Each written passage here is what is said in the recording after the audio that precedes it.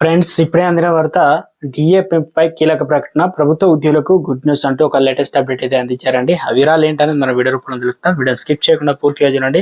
అప్పుడే complete information అయితే మీకు అర్థమవుతుంది. మీలో ఇంకెవరైనా సరే మన ఛానల్ సబ్స్క్రైబ్ చేయకుండా వీడియోస్ ఉన్నట్లయితే వెంటనే మన ఛానల్ సబ్స్క్రైబ్ చేసుకోండి. మీరు సబ్స్క్రైబ్ చేసుకున్నట్లయితే ఇటువంటి లేటెస్ట్ అప్డేట్ అందరికంటే ముందుగా అందించడం జరుగుతుంది. చూస్తున్నారు కానీ లైక్ చేయడం మర్చిపోతున్నారని దయచేసి లైక్ చేయండి. లేట్ చేయకుండా వివరాలకి అయితే వెళ్ళిపోదామండి. కేంద్ర ప్రభుత్వ ఉద్యోగులకు సెప్టెంబర్ నెలలో డిఆర్ఎస్ అలవెన్స్ కేంద్రం పెంచేందుకు అవకాశం అయితే ఉందని సిఎన్బిటిసి టీవీ 18 అనగా నివేదిక శుక్రవారం పేర్కొందనమాట. ఈసారి దాదాపు 3% పెరగవచ్చని తెలుస్తుంది. అయితే దీంతో డిఏ 53% చేరుతుందని, ఇప్పటి వరకు ఇది 50% అయితే ఉంది. ఇక కేంద్రం ఈ ప్రతిపాదనకు ఆమోదం తెలిపినట్లయితే డిఆర్ఎస్ రిలీఫ్ డిఆర్ అనగా ఇది పెన్షనర్లకు డిఆర్ఎస్ అలవెన్స్ డిఏ అయితే ప్రభుత్వం పెంపు అయితే వర్తిస్తుంది అనమాట.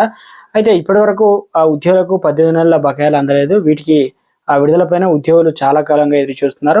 కరోనా వైరస్ మహమ్మారి కారణంగా నిలిపేసిన ఈ బకాయిలు కనీసం ఈసారైనా అంతాయని చెప్పేసి భావించినప్పటికీ నివేదిక మాత్రం బకాయిలను కేంద్రం విడుదల చేయకపోవచ్చని పేర్కొందనమాట.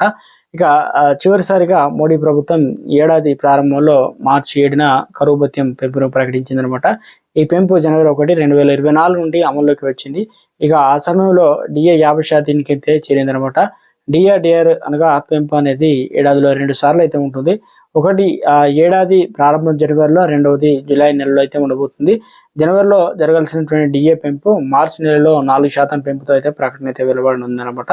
దాంతో డిఏ 50%కి చేరుకుంటుంది.